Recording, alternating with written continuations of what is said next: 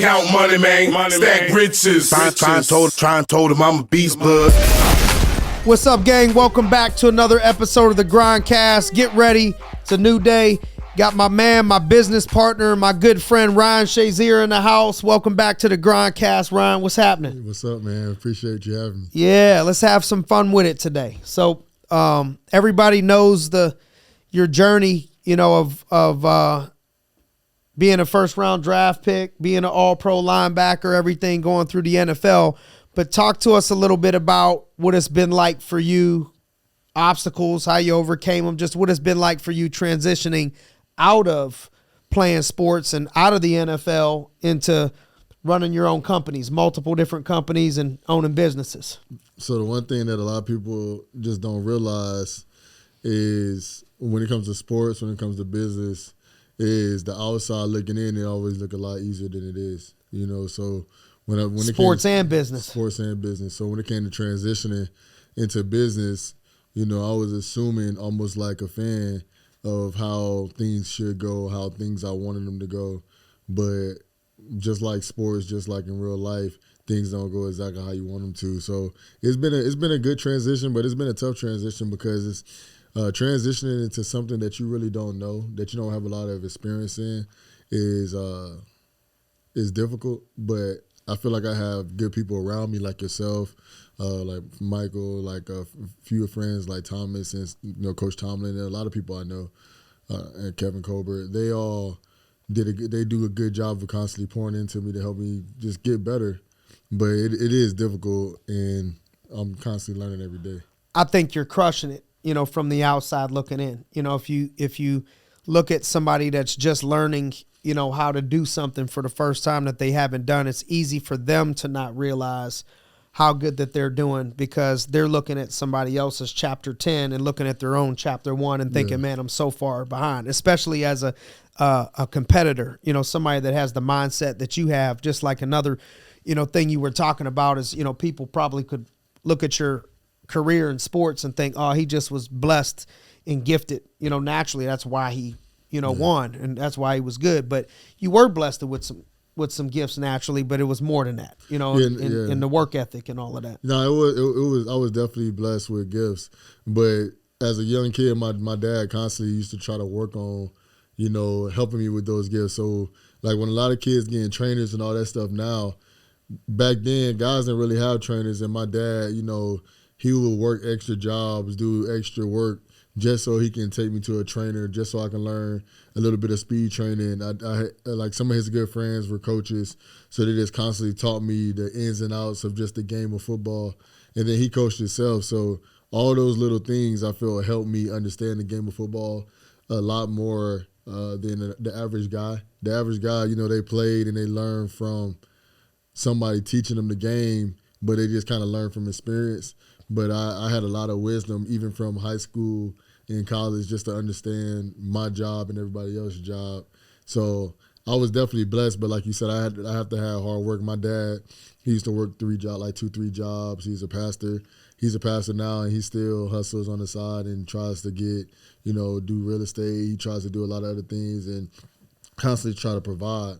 And, that's one thing he always taught me. Even when I was playing, I always try to provide, always try to be somebody that's going the extra mile, do the extra work. So I think you're killing it in the transition right now. Watching you got 2 successful companies. Both of them are profitable in their first year. Shay Trucking, Shazier Agencies in the insurance business, what we're doing. Both of them are profitable. I think you're killing it at both of them.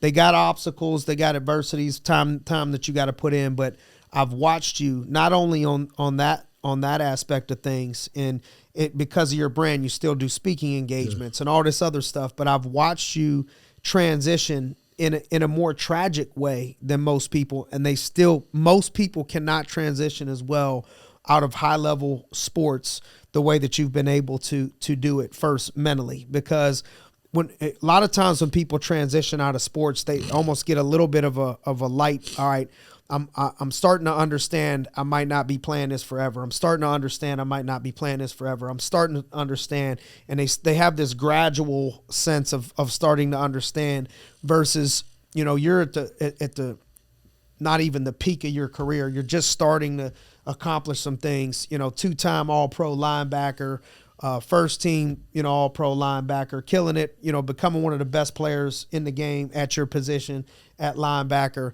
And tragically, all of a sudden you go from that to, man, I might not even ever walk again, to battling back to being able to dance at your wedding and do box jumps. And yesterday we was out there playing hoops and volleyball and, you know what I mean, and all of that stuff, to building a business and being a husband and being a father and keeping it all together. You know, I know people don't always see every dark moment. Every, you know, thought isn't always on that journey. You know, it hasn't always been cake, but put somebody else in your shoes, in your situation. There's no way most people are handling it the way that you've been able to handle it. Essentially going back to the process, like starting to play the game again, of football again, where the same traits are going to pass over minus the speed. The mindset is going to make you great and is already starting to make you great.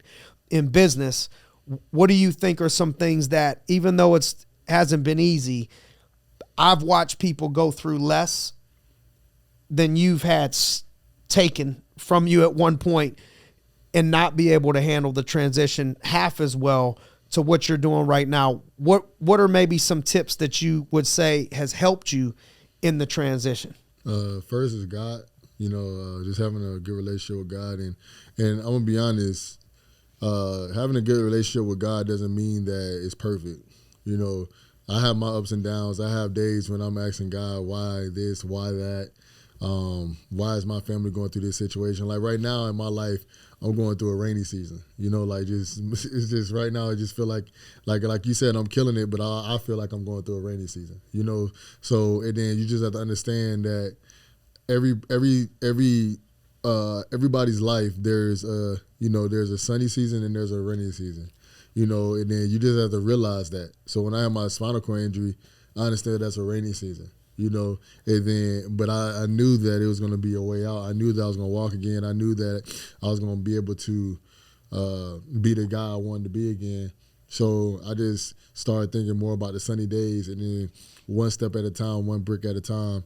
I remember listening to Will Smith, or it was Denzel Washington. I can't remember the exact one. I don't want to misquote the wrong guy. But he was saying when he was younger, he would talk to his dad, and I think it was a quote that he said, and the dad was basically saying, we have to build this wall. And Will and his brother was complaining like, man, it felt like we never going to finish this wall, because he had to lay one brick at a time. He was like, if you're thinking about the wall at the end of the wall being done, you're never going to get to it. But if you're thinking about it one brick at a time, you know, by the time a year come, the wall is done. And that's kind of how I thought about my whole situation. I'm just like, I'm laying one brick at a time. We used to quote, one first down at a time. In football, it's unlike a lot of sports. You know, you get a bunch of first downs, give you the option to get a touchdown. In basketball or soccer, you can just go score right away. In football, you know, it's one first down at a time, and then you get a touchdown. And that's kind of how I was with my life, and I'm still doing that right now when it comes to just transitioning, just understanding you have rainy seasons. Sometimes you're going to have turnover. Sometimes you're going to have challenges, but you just got to turn over. Another thing, bless you, another thing you did in that transition was start the Ryan Shazier Spinal Cord Rehabilitation Fund that has been awesome just in the years that I've watched what you've been able to accomplish, the money you've been able to raise to impact other people, the impact you've had on other people. Tell us a little bit about the progress and things you've been able to accomplish with that. So the Ryan Shazier Fund for Spinal Rehabilitation, man, I'm just truly excited about it. That was the first business I actually started, you know, because the foundation is definitely a business. That's the first business I started, and right now we're raising hundreds of thousands to millions of dollars. But you don't get the millions of dollars and the hundreds of thousands, no, I don't right? I don't get any. So when people hear that, sometimes, you know, I've had people say to me, "Oh, I know why you set up that, you know, youth program." Like, that cost me money. That don't make me a nickel. Yeah, Never has made me $1. You know, I haven't made 1 penny from the Ryan Shazier Fund. Not 1 penny. So what you mean by that's a business is you got to run it like a business. You have to run it like right? a business, and then you just have to make sure you have the right pieces in place, the right people in place, and understand what the business strategy and the purpose of the business is. And the business strategy and the purpose of my business is to allow people to have independence again, allow them to have support, and be able to walk again, be able to move around that house again, because everybody's not going to walk. Everybody's not going to be Ryan Shazier, and I'm blessed to be here. But it gives them the opportunity to get another chance at it. A lot of times insurance or the things that are provided to them when it comes to health insurance only give them about 30 sessions of rehab. And I tell people all the time, if you gave Enzo 30 chances to walk, he'll never be walking. Right. So, and it's kind of the same thing when it comes to. So you were blessed to have more because of the Steelers and your Steelers insurance and all that and your situation. My situation. And most people, you're thinking, man, if I'd have got cut off at 30, I'd have been in trouble. Yeah, I probably. And so let me do something to bridge that gap for other people. 100%. Like if I never got as much rehab as I got, I don't even think I'll be in this room right now, because this is upstairs. You know what I'm saying? Like we would have to figure out another way to have this podcast somewhere else.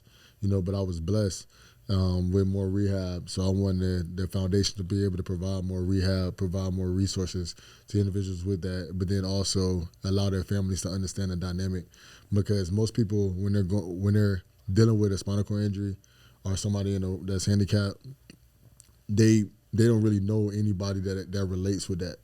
So I've seen people in wheelchairs when I was hurt, and I always, say, hey, God bless that person. But in the day, that wasn't me. So I just kept it moving. But when you actually going through it yourself, you don't actually know what you're about to encounter. I wanted to start a foundation to be able to help the families and the person that's going through it.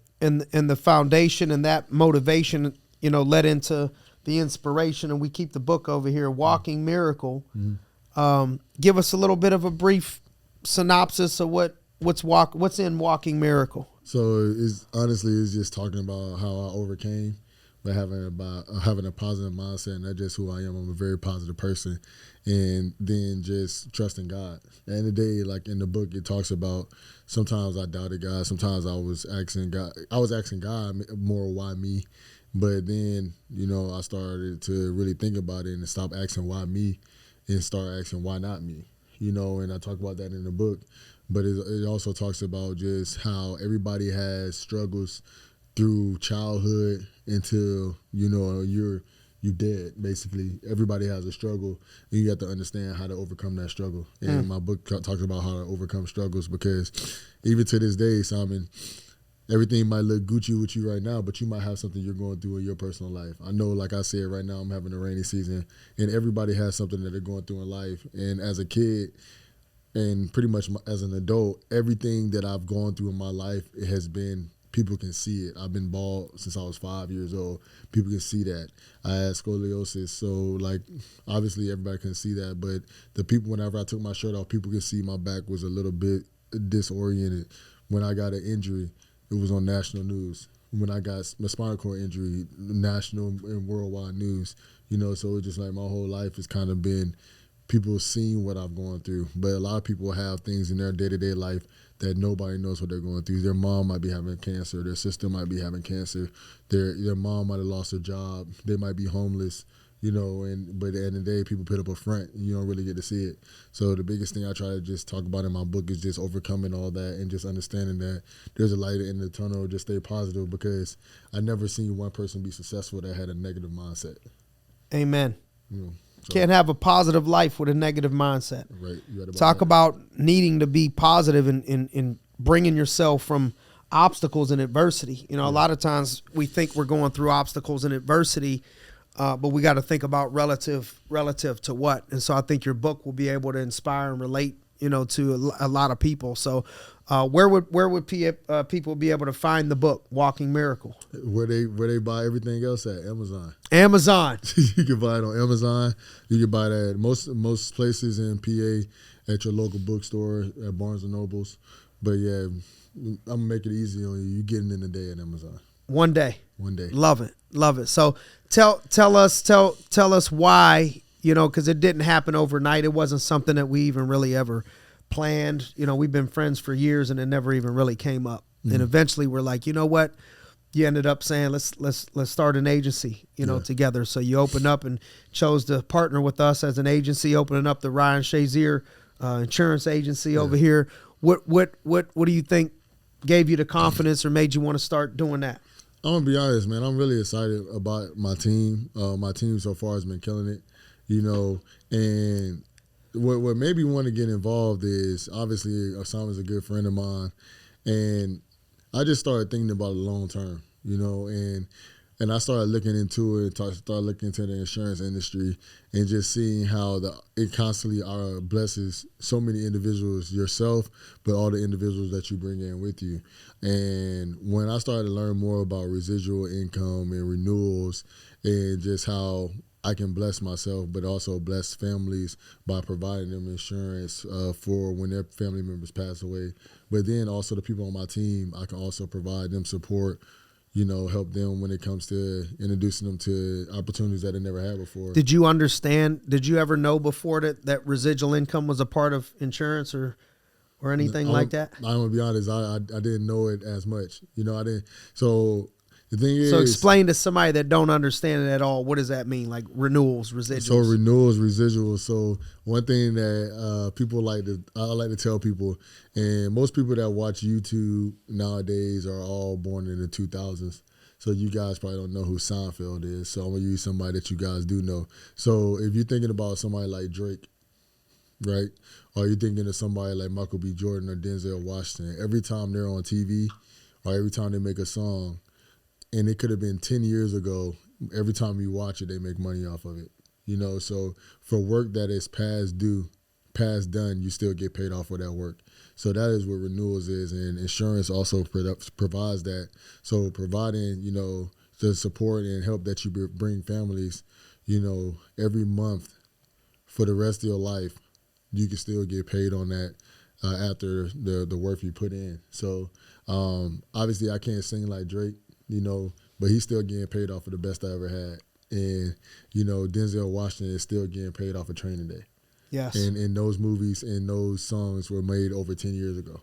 So, and that's the same type of thing when it comes to insurance, when your team constantly, providing support to families, allowing them to be able to,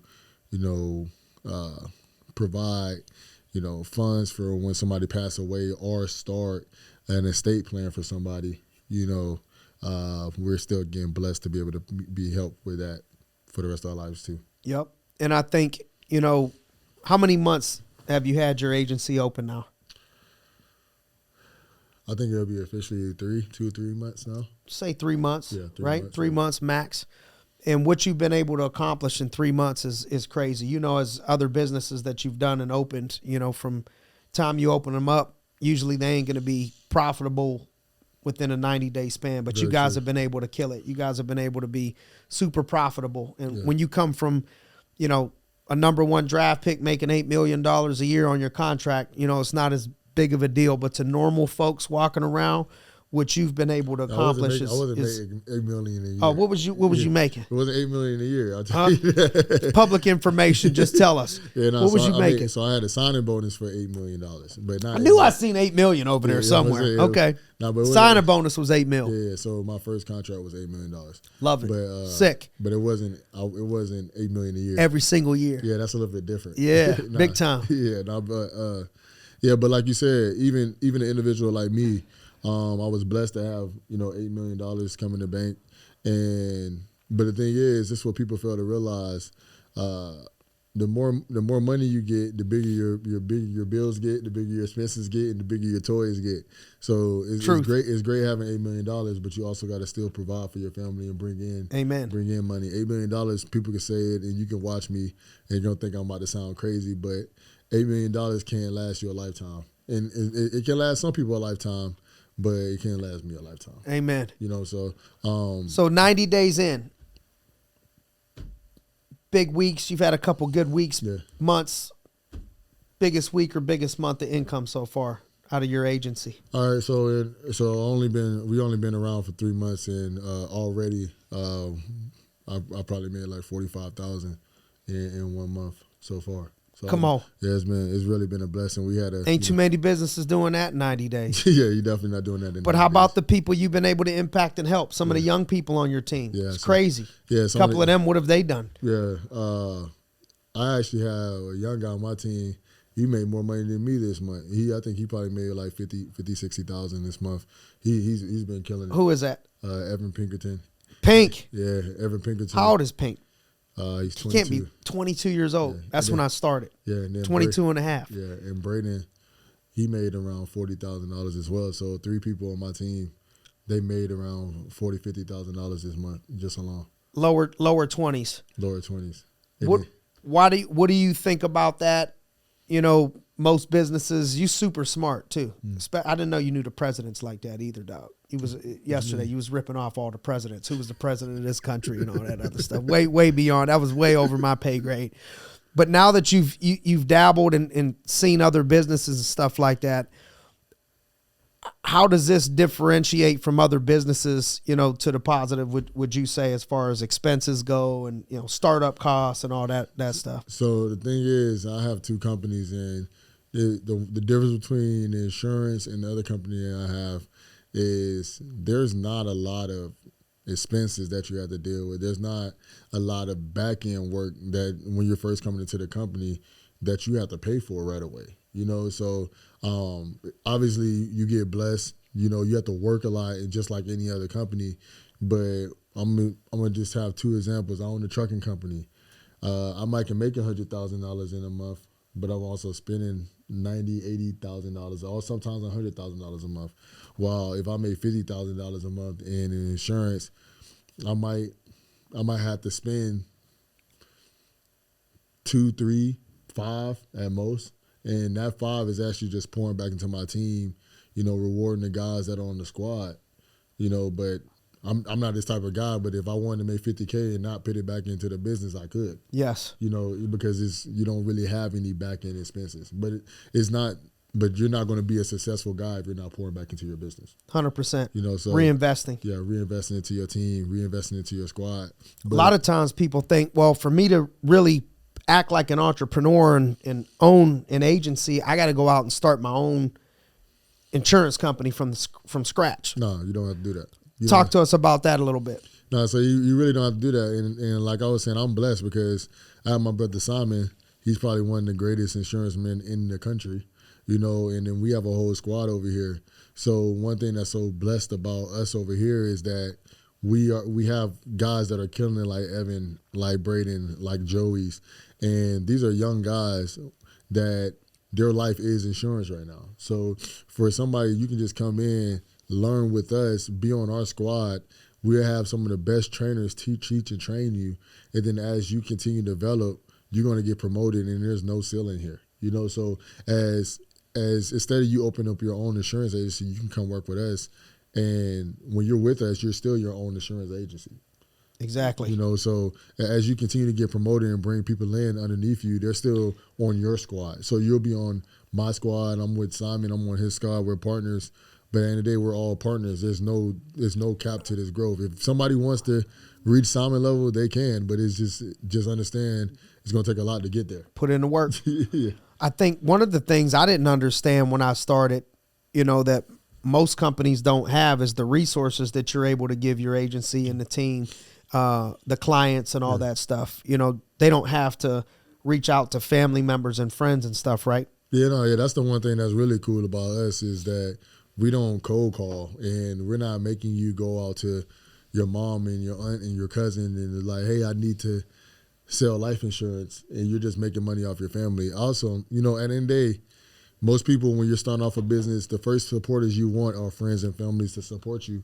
But at the end of the day, we don't need that. We have warm leads, and the guys that are killers, they constantly get more and more leads, you know. So, like Evan, last few months, he's been just going crazy. So the company's like, hey, we're just going to continue to give you more leads because you're capitalizing on the information that we're giving you, you know. So here, you can start off with warm leads. You can start off, you know, you literally have a list of people to call, and all these people know that somebody may be giving them a call. really relatively soon. Yep. So it's a lot easier selling or talking to somebody when they already know that you're about to give them a call. Imagine, what do you think is like working at an AT&T store and a new Apple phone comes out? It's like, you know, people coming in there to get an iPhone. You just got to you just can't say the wrong thing. Yep. You know, like imagine working at the Apple store and the new iPhone come out. And somebody's like, man, I'm thinking about getting a new phone, but I don't know. The only way you don't sell a phone is if you mess up. And that's kind of the situation that we have over here. Yep. Very similar. But imagine every time they sold a phone, they got paid on it for the rest of the life of that person having that phone. Yeah, 100%. So yeah, like imagine you sell a $1,000 phone, you get half of the $1,000, and then every time somebody pay their phone bill, you get a percentage of the phone bill. What are some of your goals here with Shazier Agencies? You know, when you look at, man, here's my goals for this business. This is what I want to do. This is why I want to do it. What are some of the goals you got for your agency? Man, some of the goals is, honestly, I just want to continue to just bring in a solid group of guys, you know. So I want to start off with, you know, at least solid 10 solid leaders, because right now my squad is growing, but as, you know, my squad is doing well, but as we continue to do well, people get promoted, you know. So like Braden's got promoted, so it helps me and it helps him, but it also drops my squad a little bit. So I want to continue to see guys get promoted, continue to bring guys in. So honestly, I want to have. I remember one of the, you know, visions, and I'll ask you kind of a twofold question is, you know, when we first started of, man, I want to help, you know, athletes, you know, that are coming out of high school or college. Yeah. You know, I want to deal a lot with athletes, but not only athletes, you know, but it seems like you've done a good job helping athletes transition, you know, into the business. Why do you think athletes do well in our business in general? One reason I think athletes do well in our business is because it's just the competitive mindset. You know, it's the like football. Every single day, you have to go out there and give your best, but then you also have guys on your squad that's trying to help you give your best. You know, so the reason I think athletes do well here is because every time you get on the phone, it's like a competition. You know, you're trying to understand the best way to let people know what's best for them and their families. But then you're also competing, having a good time, joking around with guys around the same age as you. But you're still trying to beat those guys. Like me and you know, we're really good friends. But if we get on the basketball court or we're doing something, wrestling or doing anything, we're friends, but in that moment, I'm trying to beat you, and you're trying to beat me. No doubt. And I think good friendships always thrive off of competition, but also good business also thrives off of that as well. And I think that's why athletes do really well in this industry. They got the competitive edge nature. Yes, sir. I used to, you know, I told people, I think coming out of college, you know, this being my first job, it was easy for me what was hard for other people, which was the time commitment. You know, to build a business. You know, starting out any business, you could build an ice cream business, a donut business, a trucking company, whatever it is. You're going to have to put in a certain amount of time up front in order to get that sucker rolling. Yes, sir. Playing college football, you know, we both played college football just on two different levels.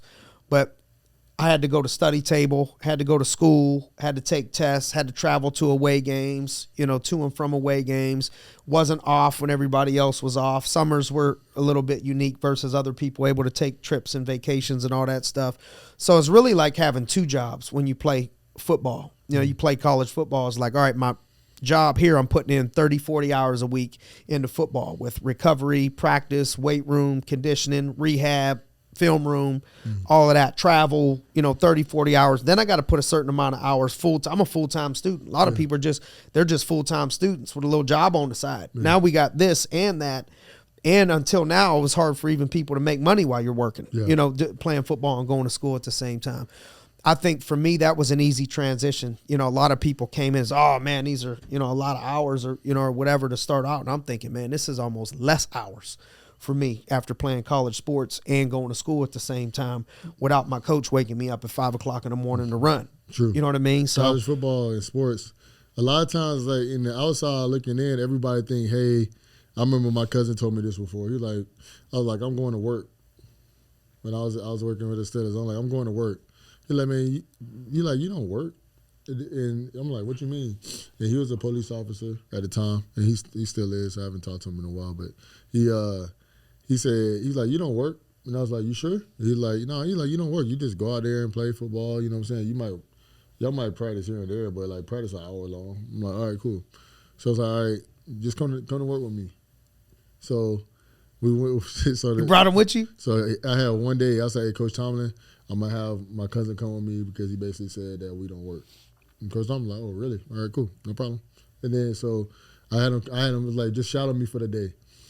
I woke up at 4. That's what I be doing to cats. I woke up at 4 or 5 a.m. 4:05, not 4 or 5. 4:05. 4:05.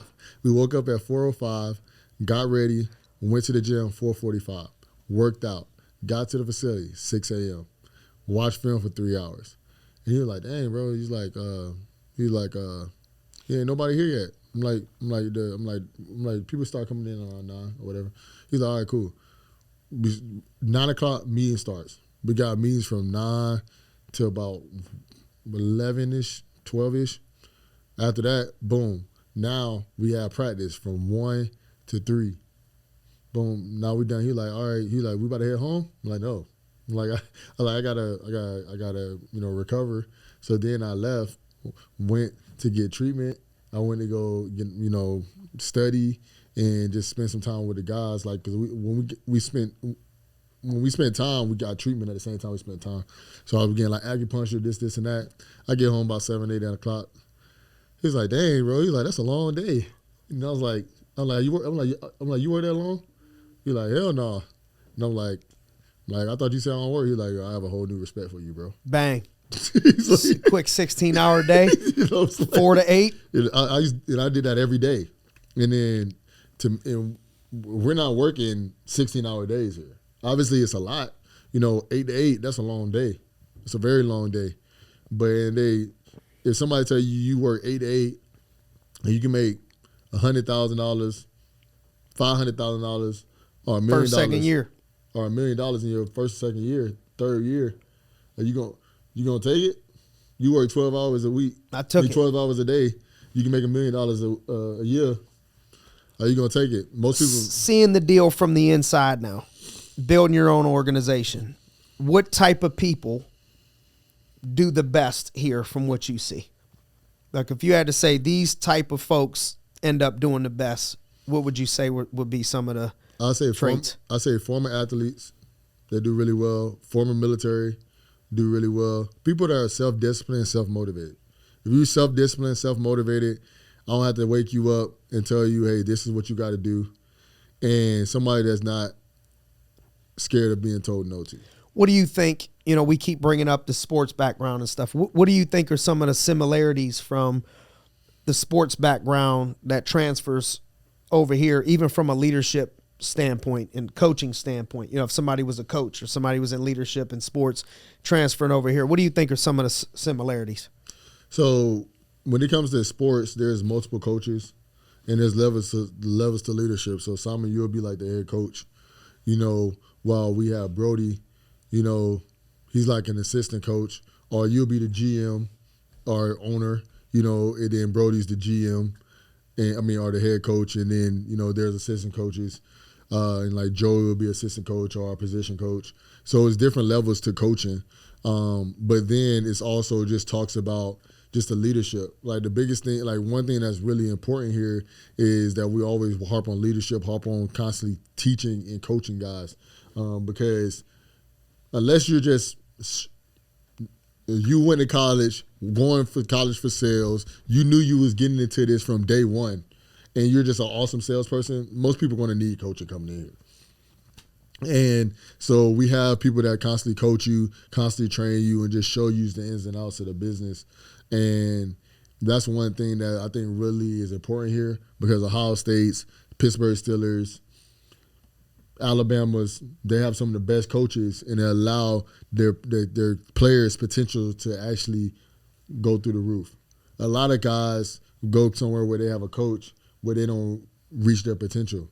I feel like here we do a good job of actually pulling people's potential out of them. And sometimes it's sometimes it's hard coaching. Sometimes it's just being on the guy, you know. But I think a combination of both really lets some of the top dogs excel. Speaking of Ohio State and the Pittsburgh Steelers, you know, I was always intrigued. I never asked you, you know, really what two of your good friends, defensive just animals. You know, we know Cam's one of your better friends, Cam Hayward. Recently just came back from T.J. Watt's wedding, who's been one of the best defensive players in the game. Also, you know, just absolutely a dominant player, really on defense for the Steelers. What things would you say stand out about them? You had an opportunity to play with both of them. I know TJ really just for 1 year, but knowing them both, you know, what things do you think make them great other than, you know, to the normal person that doesn't get an inside look, you know, oh, they just got it easy. They just were blessed with, you know, certain gifts. It's got to be more than that. What do you think those two have that other people don't have, or that they do that other people don't do? One thing that Cam and TJ do a really good job of is like they work hard, and I know that sounds like very cliche, but like they work really hard. Like they're some of the hardest working people I know, and it's different types of working hard. So like Cam Hayward, when he works hard, he is like the first guy. I'm not saying TJ's not, but Cam's like the first guy there, last guy to leave, very vocal, make sure that like his teammates work hard. He's just like. You talking about like leads by example, and he's a vocal leader. Yeah, leads by example and a vocal leader. And TJ's that type of guy, but TJ's more like reserved, and he's not like if it's important, TJ's gonna speak up.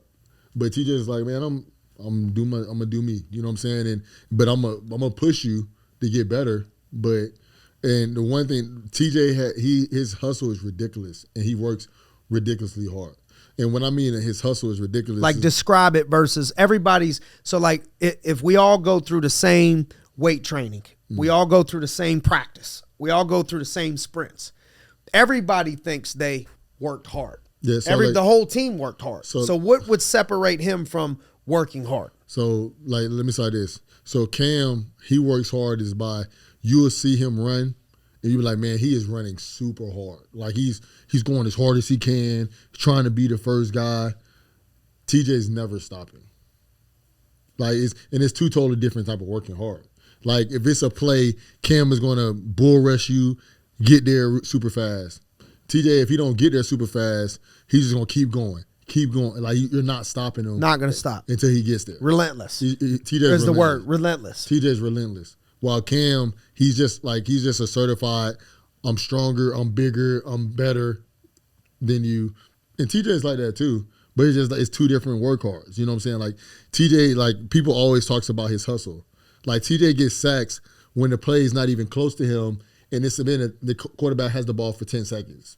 While Cam, you know he's gonna get a sack by the end of the day because he just works so hard that he just is bound to happen.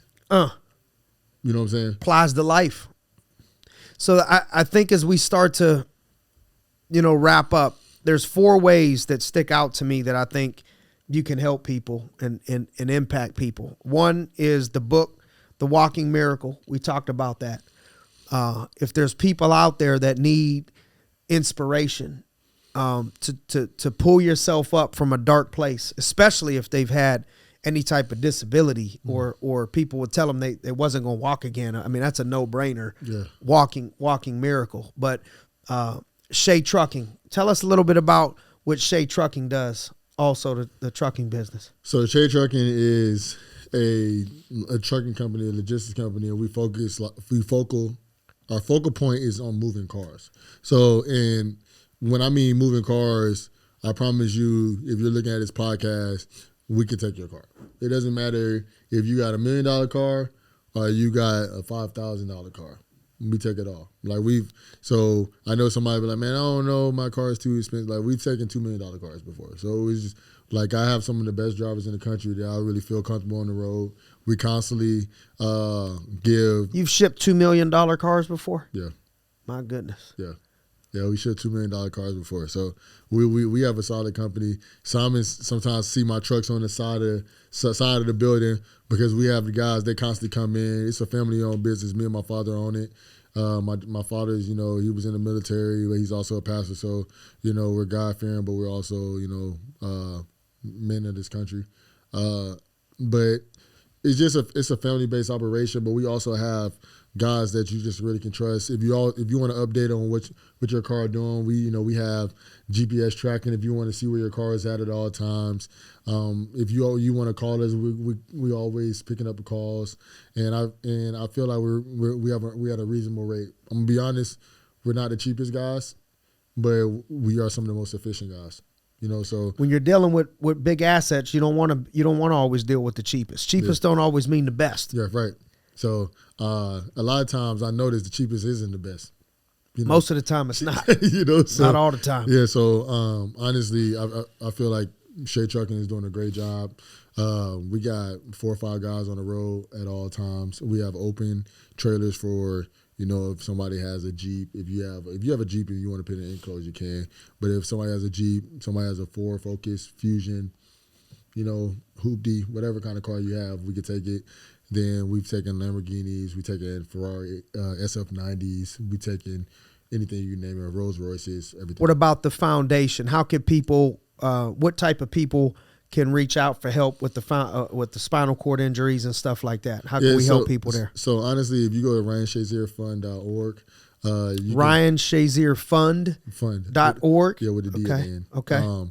.org, and then you can just learn about the foundation. If you want to volunteer, there's ways to be able to help on there. If you know somebody with a spinal cord injury, there's ways to get in contact with us on there. Yeah, but I feel like that's the best way that people can help out. If you want to donate, you can go on there as well. So I think that's one of the things, one of the ways you can go on with Shay Trucking is ShayTrucking.com, and then for Shazier Agency is Shazier Agencies. Love it. So Shazier Agencies, I know you and I were talking a little bit about, coming into this next year, doing some really big things, in the insurance business and in the game with people. And I know I can personally stand behind. I'm going to personally help you develop a couple of them, a couple special ones. We're going to be bringing on more, but I mean, 1 or 2 special ones. I'll actually put my hands around them and arms around them also, with you.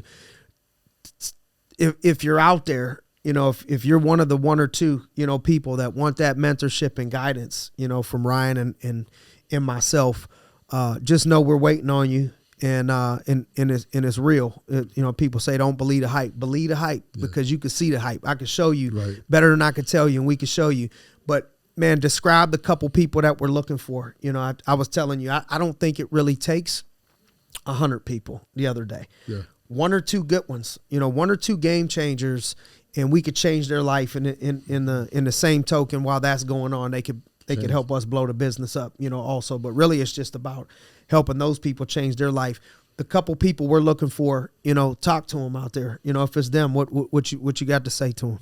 Man, if this is what you're interested in, if you really want to be able to change your life and be able to just see opportunity of growth in your life, in your pockets, but in other people's lives, definitely contact us. But if you're self-motivated, if you're somebody who is driven by making a good income for themselves, but then also somebody that can take hard coaching, somebody that wants to be better, somebody that can actually lead a group of guys, and you don't mind a little work because you understand that work's gonna pay off.